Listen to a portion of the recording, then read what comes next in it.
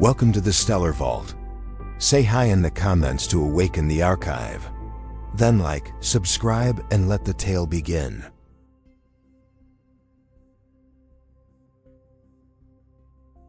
"Does it matter?" she said. Another sip. The glass chimed as she set it down. "Everyone will say I did." A pause. "And that," she purred, "is what history remembers." Below, in the labs, Jarek's hand was clenched around something. Elysia noticed it only after stabilizing his vitals. Carefully, she pried his fingers open. A shard. Not glass. Not bone. Something older. An earth alloy, dulled by time, folded into a sliver no larger than her thumb. At first glance, it looked like wreckage. Then she saw the etching. A compressed pulse encoder. Crude. Obsolete. Her breath caught. "You carried this?" she whispered, not expecting an answer. He was unconscious now, the only way to push the regeneration further and dull the pain. She looked to Rena, pale, unsteady. "It was my fault," Rena said, voice barely audible. "I found it during a sparring match with one of the Theru cadets. You know those trials they pit us against? I thought it was just debris, until I touched it." She swallowed. It pulsed. Just once. A soft light. Like it recognized me. Elysia's eyes narrowed. "I remembered our xeno-weapons seminar," Rena continued. "This thing, it's human.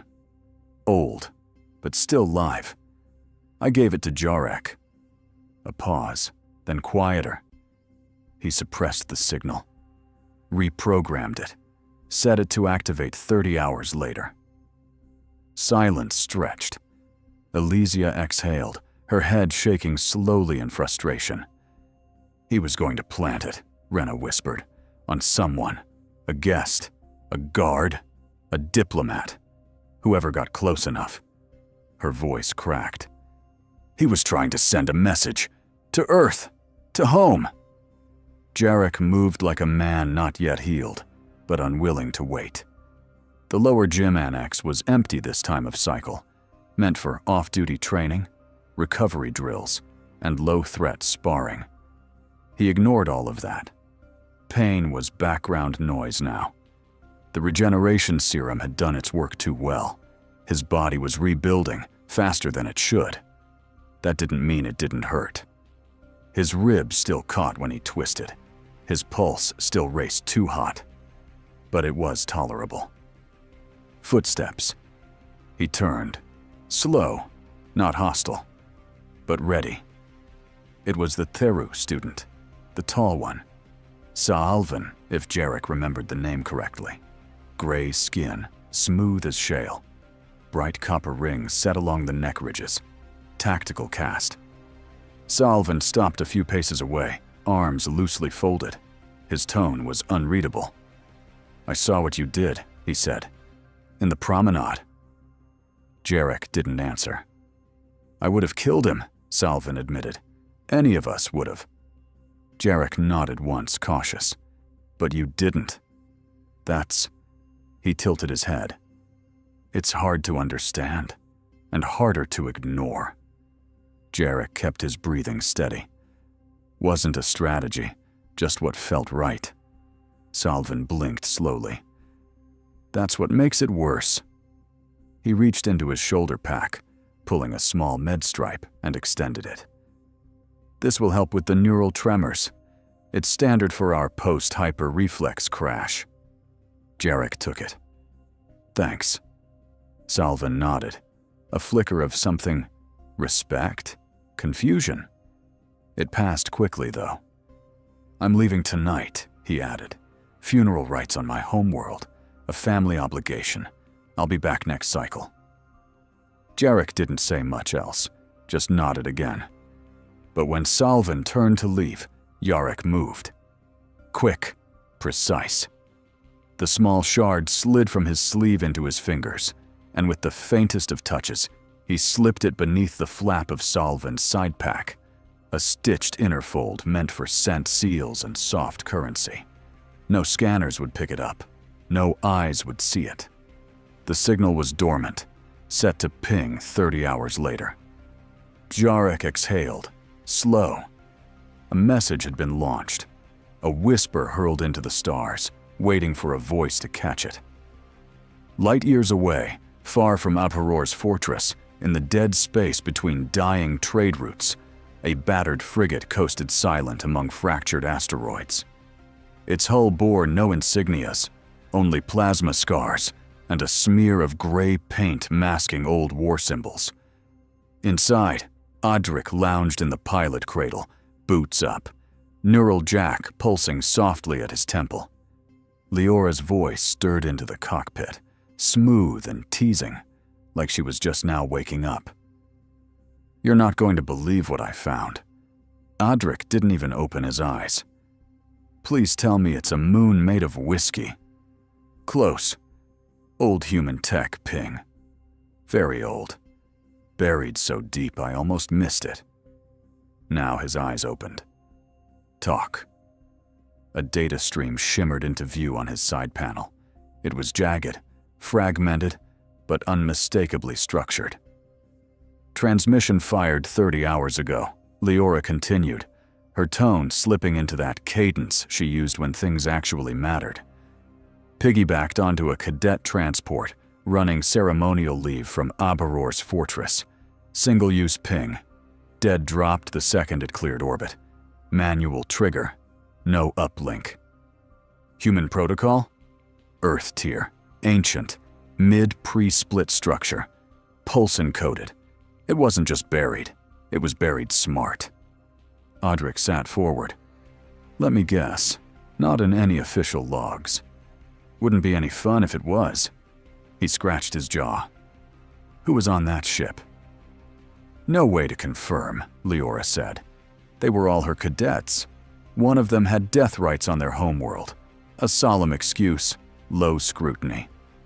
And whoever slipped that signal in, they knew exactly what they were doing, and when to do it. The code didn't broadcast anything sensitive, just a knock. One knock." Adric leaned back again, tension simmering now. One knock from inside her house. That's more than we've ever gotten. Leora didn't gloat. She just let the line hang.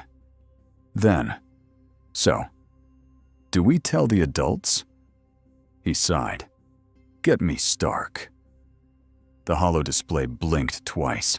A secure line lit up. Encrypted link established. United Fleet. Black layer. The screen flickered once more, then settled on the stone-cut face of General John Stark.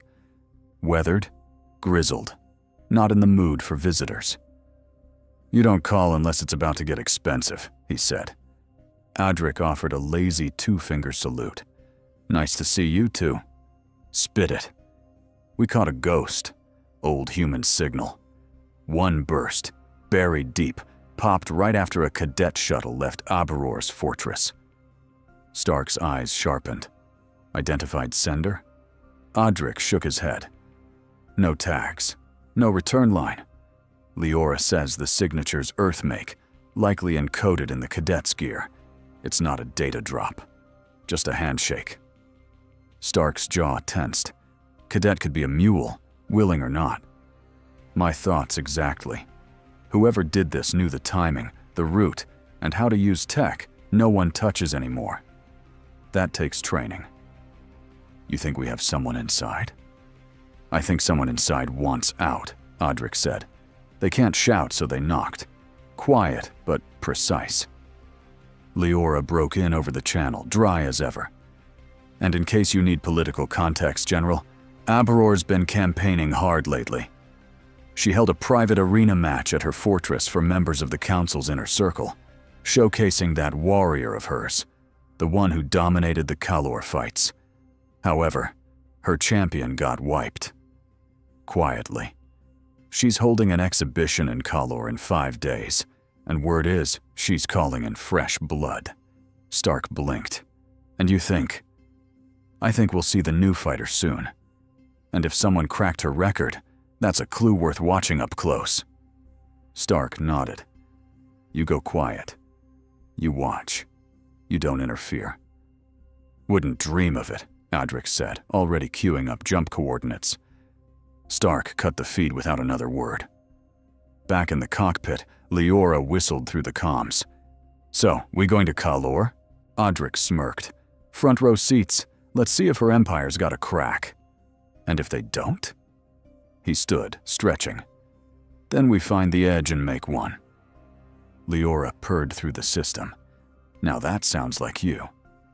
They jumped, space folding, stars warping out of sight. Collar, bar district, inner ring.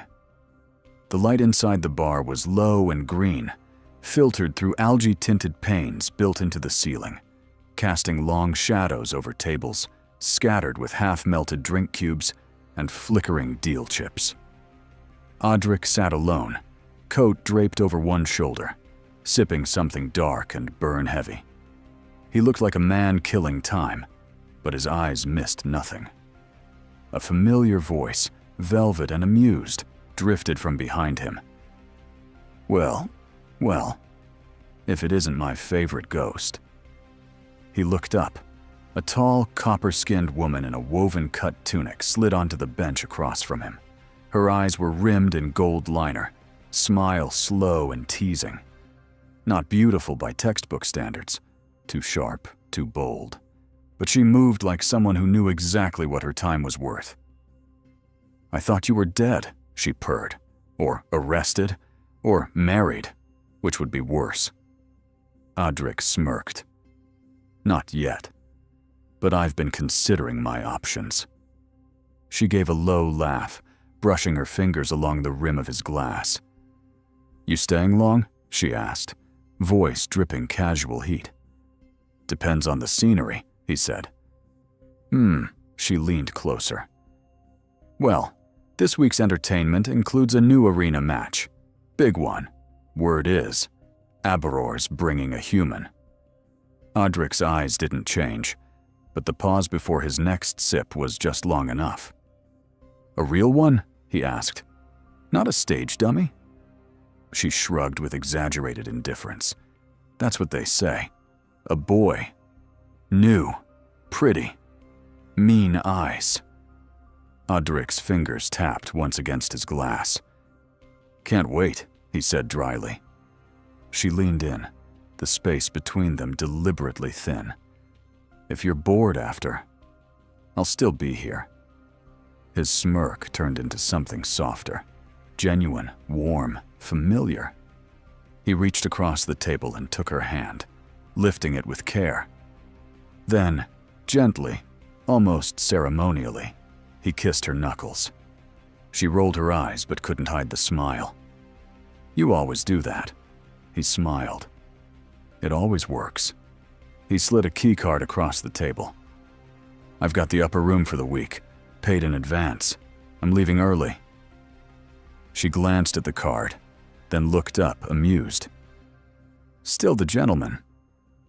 You'll put it to better use than I will, he said, rising to his feet. She leaned back with a grin. You're lucky I like you. I know, he said, tossing her a wink. As the door closed behind him, Leora's voice slid into his neural line, dry as the dust outside. She likes you. Again. Adric adjusted his coat collar. I'm very likable. A pause. I ran a scan while you were making courtly overtures. Thought you were here to work, not collect gratitude in lipstick form. Multitasking, Leora. It's called grace.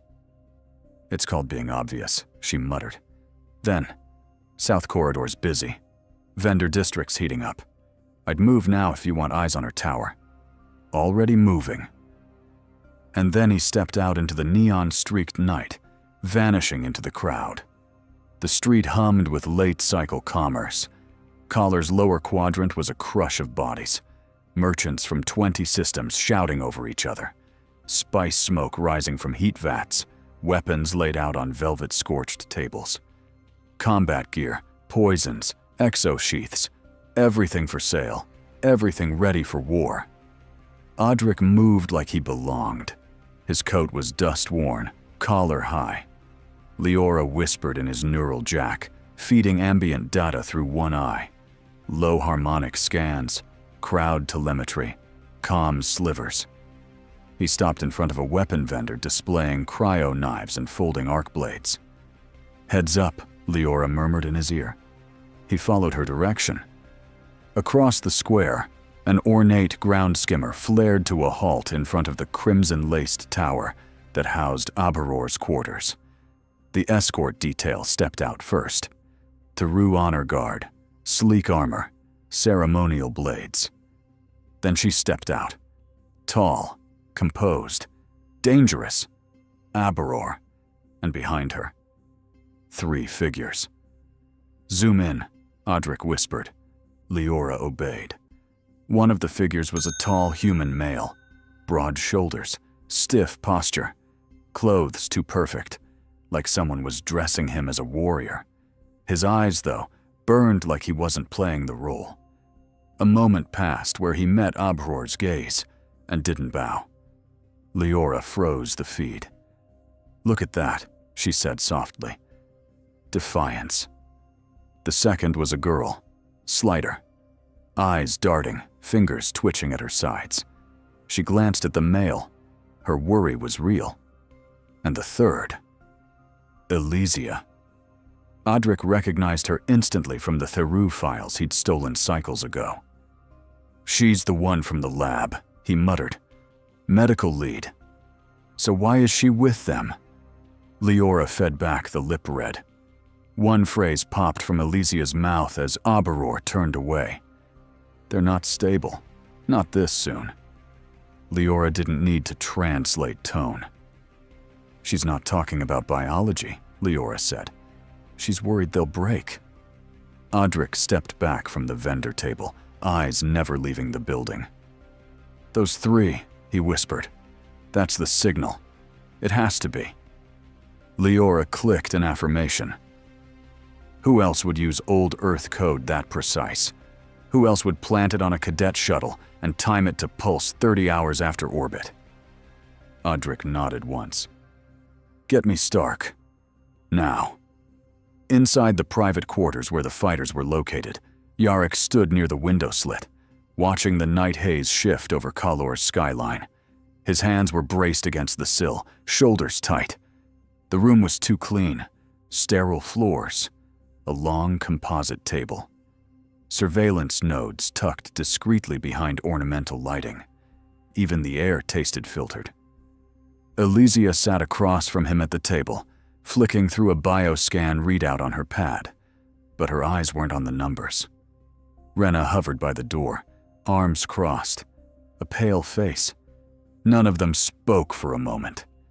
Then Jarek exhaled, sharply. "She wants me to win. Bleed for them. Again." "You don't have a choice," Elysia said quietly. "I did," he replied. "Once." He turned, finally meeting her eyes. There was no accusation in his voice, just the hollow weight of truth. Elysia flinched anyway. Rena moved closer, stepping into the low light. "You said she wouldn't bring me," she muttered. "You said I was off-grid after my collapse." "You were," Elysia said, "but Aberor changed the calculus." "She always does," Jarek added. Elysia sighed, setting the pad down. "She's not stupid. After your collapse, your data went cold. Unstable vitals, incomplete neural adaptation, memory retention gaps. You were useless to her as a fighter. But useful," she paused, "as a variable." Jarek frowned. "She's keeping Rena close to you," Elysia continued, "because she saw your performance in the promenade. She saw restraint, emotional regulation. That doesn't grow in a vacuum." Jarek's mouth tightened. "She thinks Rena's the trigger." "No," Elysia said. "She knows she is." Rena's voice was low now. "I'm bait." "And leverage," Jarek muttered. She thinks if you fail, Elysia said, your failure will break both of you. And if you win, she can claim it was her conditioning that worked. Either way, she profits. Silence followed. Then Jarek stepped away from the window. His body still bore the bruises of the last match. The regeneration had helped, but pain still clung to his ribs like ash. When's the briefing? 2 hours before the match, Elysia said. I'll be there with the prep team. And Rena? They've assigned her to the auxiliary observation deck. Officially, she's a symbol, the survivor of the genetic series. But unofficially, Abaror wants you to see her watching. Jarek nodded once. Slow. Then, what about escape? Elysia's eyes flicked to the door. After the match, during the fallout, we'll have minutes, not more. Jarek looked at Rena. She was pale, but not afraid. I'm not leaving without either of you, he said. We know, she replied. No smile, just steel. The corridor was cold and narrow, more maintenance tunnel than proper hall. Fluorescent strips buzzed overhead, bathing the curved metal walls in pale violet light. Jarek's boots echoed softly with each step.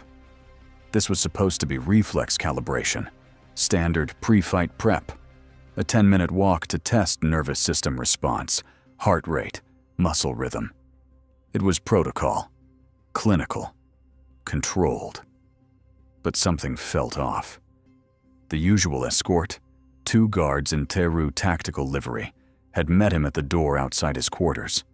No one had spoken, just the standard nod, the turn, the route. But after 3 turns, one of them had peeled off, muttering something into his comm and vanishing down a side hall. Now there was only one, the taller one. Jarek didn't speak, but he didn't trust it. They reached a bend in the tunnel where the surveillance pulses faded. He'd memorized this part from the blueprints Rena had snuck off a systems tech 2 nights ago. The remaining guard stopped. Hold here, the man said, voice low, gruff. Final diagnostic check. He tapped something on his wrist unit, too fast for a standard scan. Jarek turned slightly, watching him. The man didn't look familiar. Wrong gait, wrong build. Then he leaned in just slightly. You timed the ping perfectly, the man said, quiet and smooth. Jarek went still. The guard lifted his visor, just a notch. Audric's eyes met his, sharp, human, and unmistakably real. I traced the burst, Audric said. Old Earth make. Embedded in a scent seal pouch, stitched under a Teru cadet's side strap. Pulse encoded with a 30-hour delay. Rerouted through dead frequency satellite debris before rebounding to the outer relay net. He paused. You don't do that by accident. Jarek stared at him. Then, and you don't decode it unless you know what to listen for. Audric smiled faintly. I've got a ship 2 clicks outside the fortress radius, off-grid, shielded. You fight, you survive, and you move toward the east balcony after the match. You'll see flare smoke. That's your window. And if I don't make it? Jarek asked, not flinching. Then someone else makes noise, and the council starts asking the wrong questions. Jarek's jaw tensed. They'll be watching me, he said. Every second. I'm counting on it, Audric replied. Jarek took 1 breath, then nodded once. Elysia and Rena go too. Audric didn't hesitate. They're on the list. He stepped back, re-engaging the guard mask. Good luck in the ring, he said, louder now. Try not to die before we get you out. Jarek didn't answer. He just turned and started walking again. Audric leaned back in his seat aboard the Starseeker, fingers drumming lightly on the armrest. The cockpit lights were dimmed, Leora's interface pulsing faintly across the forward glass like falling stars. The transmission line cracked once, stabilized, then opened. The face that appeared on the screen was iron. General John Stark, United Fleet. Black Layer Command. Grizzled, weathered, unamused. "You're late," Stark growled. "I was being charming," Adric replied. "Don't worry, it didn't stick." Stark didn't blink. "Report." Adric straightened. His tone shifted, sharpening. "I made contact. The fighter's real. Human. Adaptive reflexes. Non-Theru muscle ratios. He's running synthetic Regan, but his blood's still Earth-coded. He's not from Aberor's labs. Not fully." Stark narrowed his eyes. "And the ping?" Adric nodded. It was him, encoded by hand, set to fire from a scent seal strap 30 hours post-orbit, buried beneath encryption protocols we haven't taught in 20 years. "So trained," Stark muttered, "and desperate." Adric exhaled. "He's not the only one.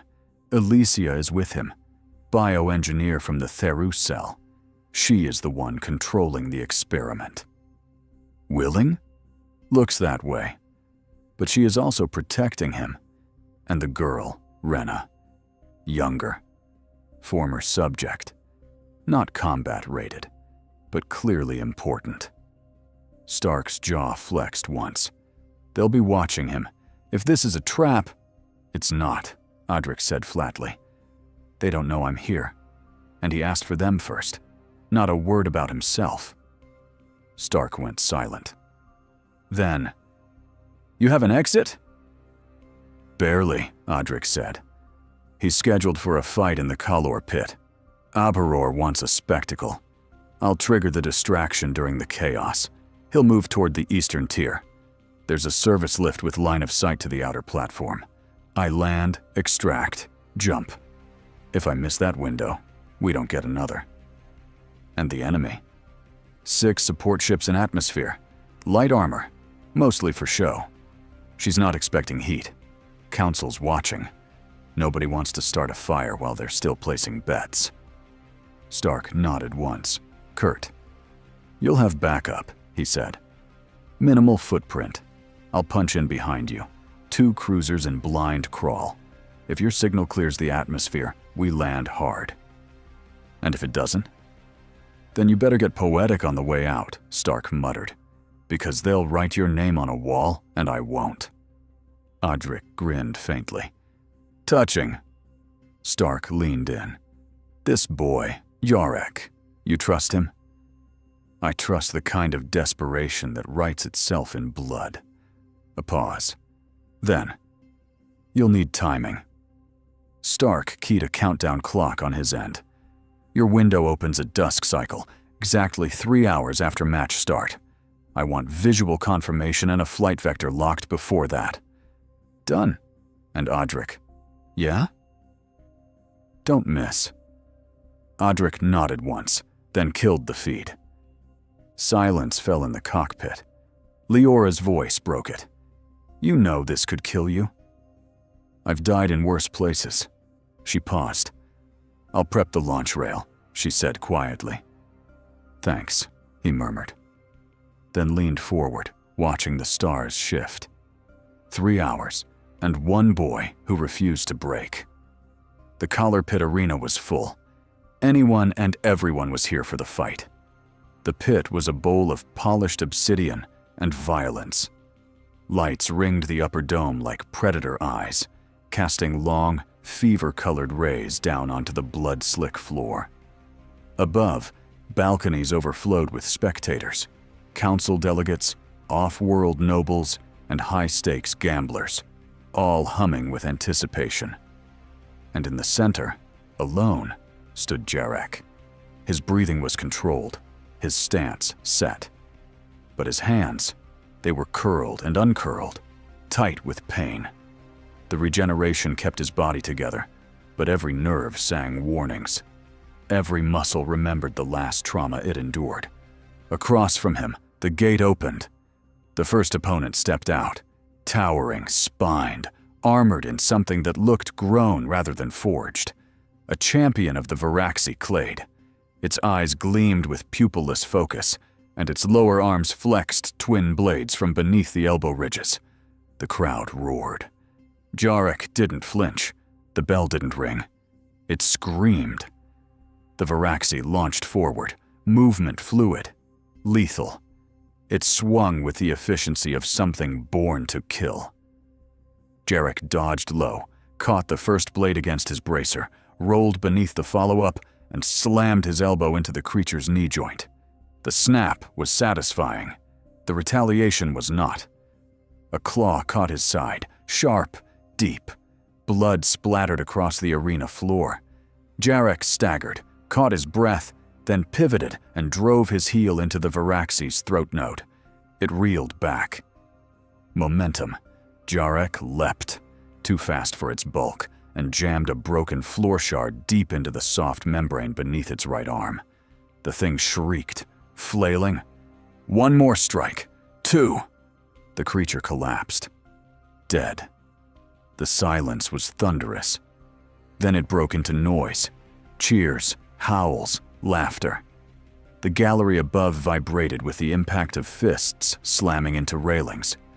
Elysia, watching from the auxiliary deck, pressed one hand against the glass, barely breathing. Rena clutched the edge of her seat, pale but wide-eyed. Jarek stood over the body. Blood soaked his side.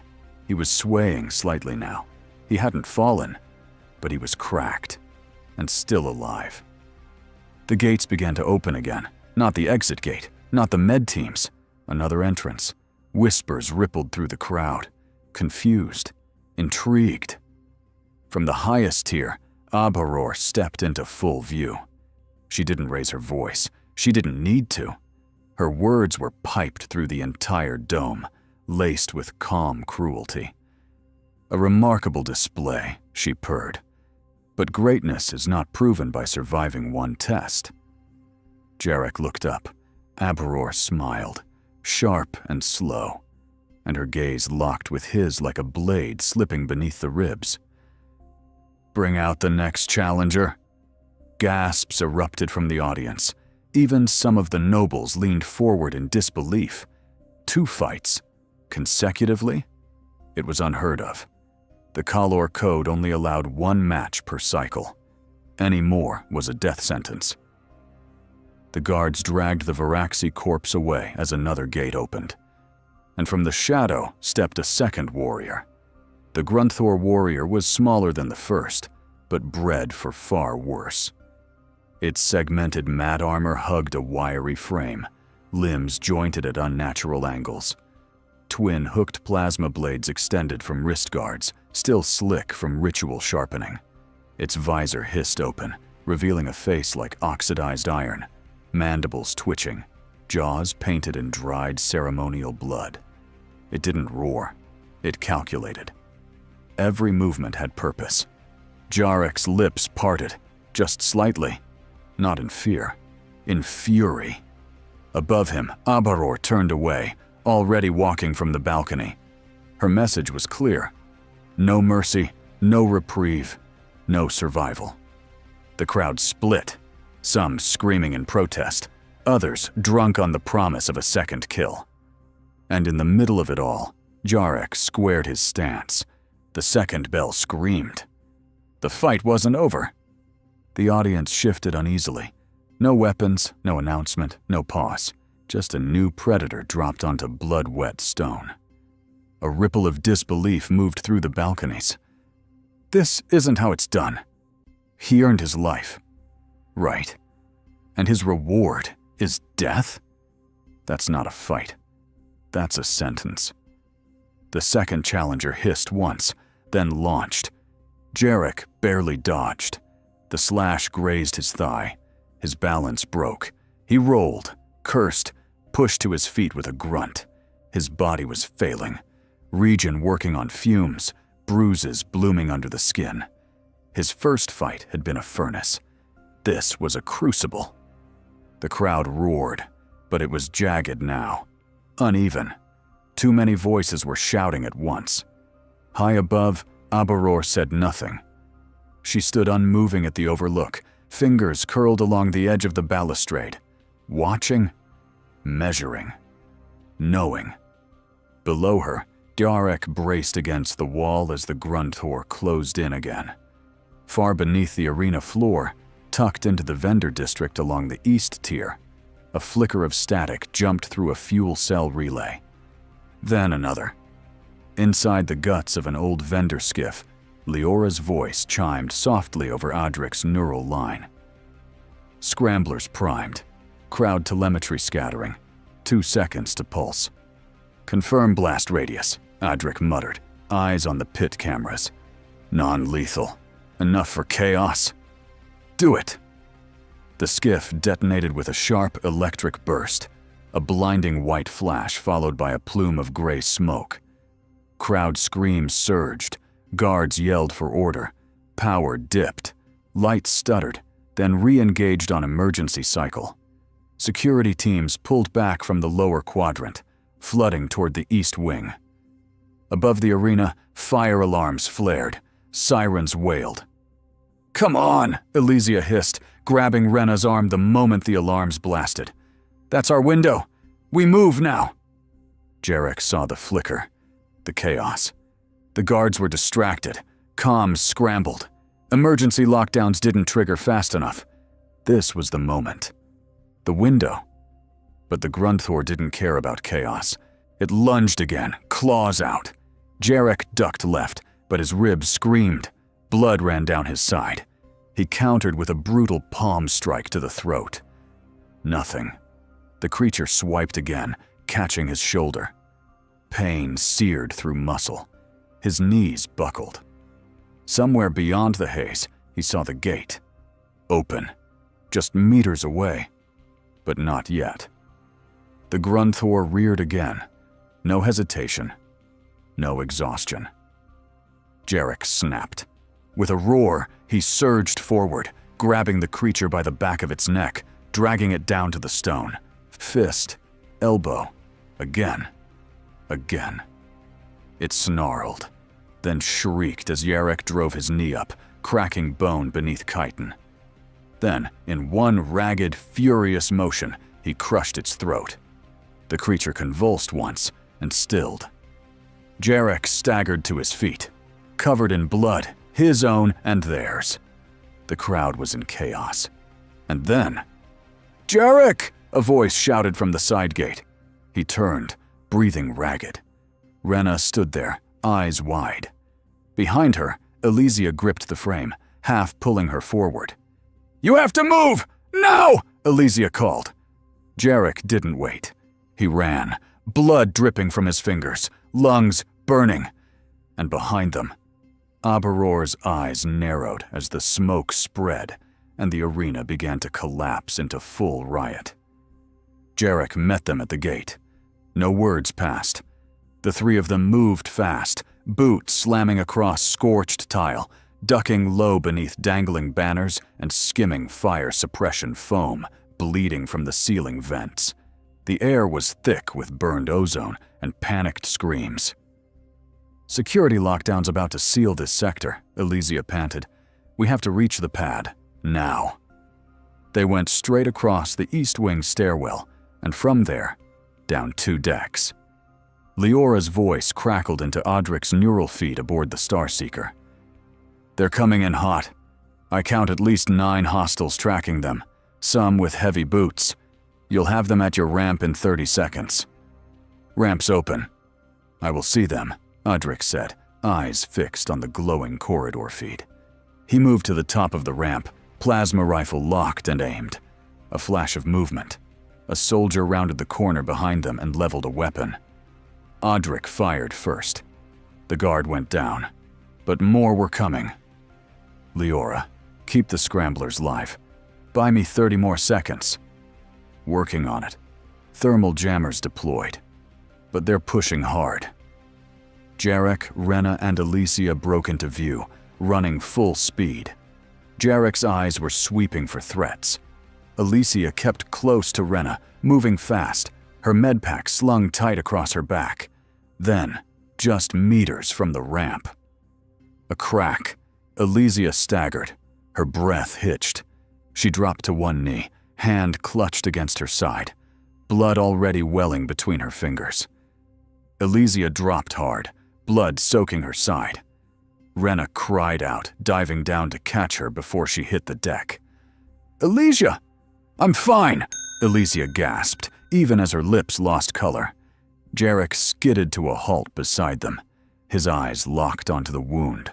Already too deep, already spreading. "No," he said, voice low. "No." Adric fired again from the top of the ramp, taking out another soldier trying to crest the platform. "I can't hold them forever," he barked. "We have to move!" But Jarek didn't answer. He dropped to his knees beside Elysia and pressed one hand over hers, covering the wound.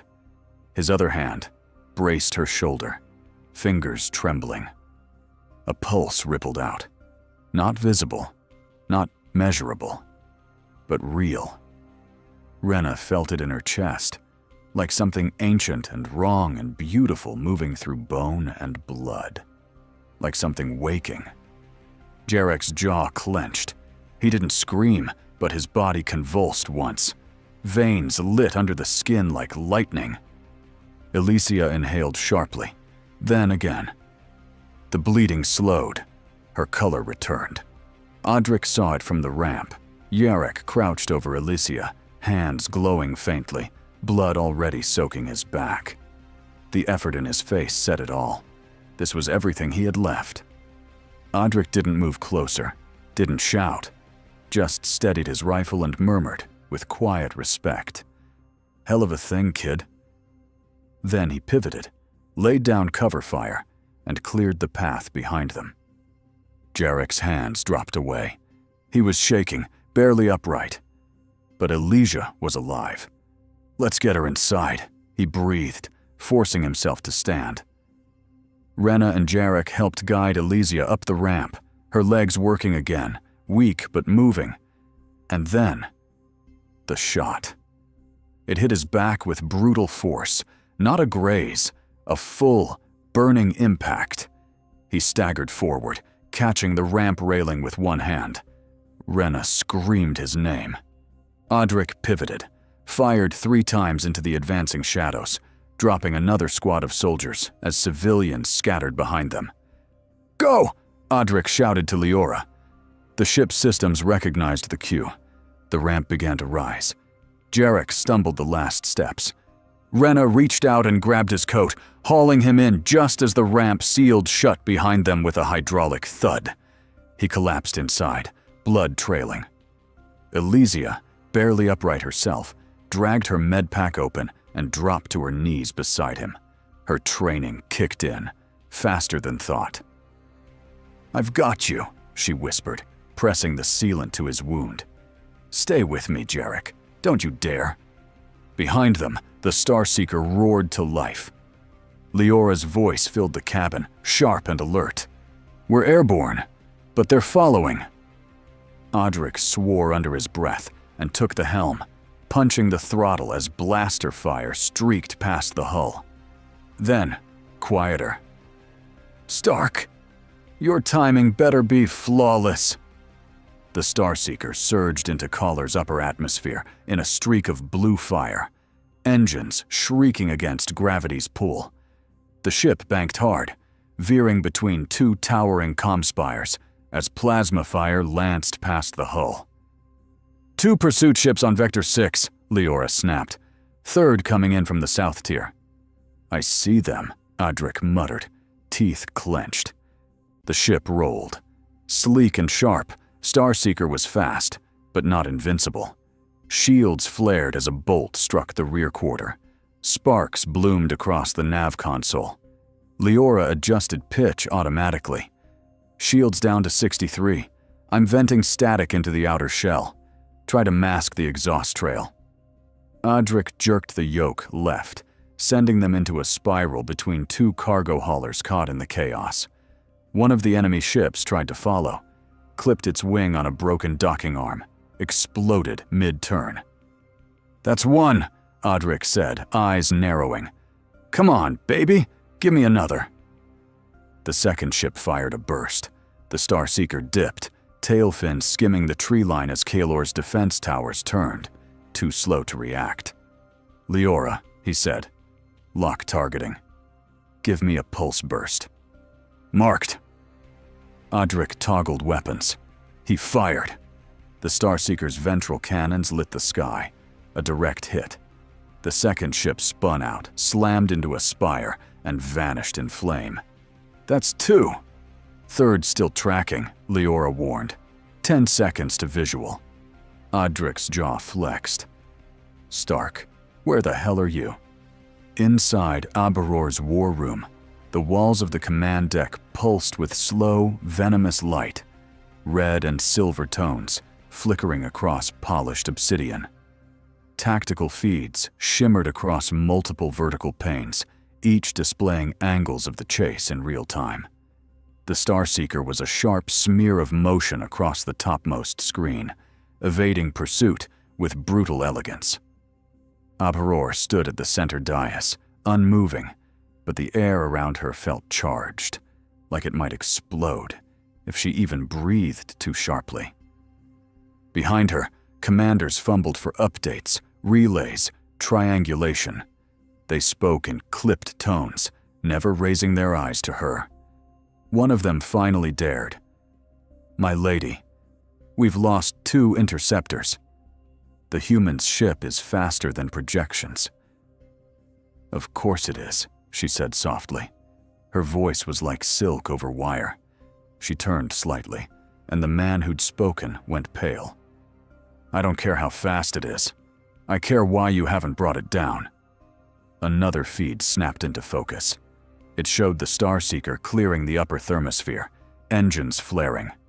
Plasma trails from Kalor's remaining defense ships followed, but with too much distance, too little coordination. "He had help," another officer muttered. "We picked up static bursts from below. Cloaked scramblers, local sabotage. The crowd panicked." "Sabotage?" she echoed, eyes narrowing. "Unknown accomplice. The Starseeker wasn't alone. Something scrambled our control arrays from ground level. Elite guards were rerouted, and the arena is now fully offline." "Useless," Aberor said flatly. She turned back toward the largest screen, where the Starseeker was a needle of light, clawing toward freedom. Then, a new alert flared across the tracking array, a proximity beacon, unregistered. "Something's coming through," one of the officers said, confusion turning quickly to panic. "Multiple signatures. Local fold space. No transit beacons. No clearance code." A sharp chime. Another feed illuminated the holopad in the center of the command dais. A small fleet had appeared. Tight formation, high output drives, leading the vanguard. One ship, massive, angular, unmistakably Terran in design. Its hull shimmered with reinforced alloy plating and plasma shielding built for wars long past. "Identify them!" Aberor snapped. "Who dares enter my route? My sky?" Silence. Then the comms tech swallowed, typing fast as the interface lit up. "Reading is confirmed. Human design. It belongs to the United Human Fleet." Aberor froze. Then her fingers flexed slowly over the rail. "Humans," she whispered. Her voice was not soft. It was lethal. Above, the Terran ship moved like a leviathan through vacuum, unapologetic, immovable. Aberor stared as the Terran fleet closed ranks around the fleeing ship, like a steel wall dropped from the stars. Her target was still in sight, but no longer within reach. The sky tore. It wasn't loud, but it felt loud. A ripple of fold space fractured the horizon like glass under pressure. 2 United Fleet warships burst into real space, sleek and monolithic, flanked by smaller escort-class fighters. No warning, no flourish, just sudden sovereign presence. They opened fire immediately. Precision bursts. Blue-white lances of plasma sliced through Kalor's pursuing ships with surgical speed. One exploded mid-burn, scattering debris across the upper thermosphere. Another tried to veer, Too late. Its aft was sheared clean off. On the Starseeker's bridge, Adric kept one hand on the controls, the other steady on the throttle. "Well," he muttered, "took your time." Leora's voice came through like static woven with satisfaction.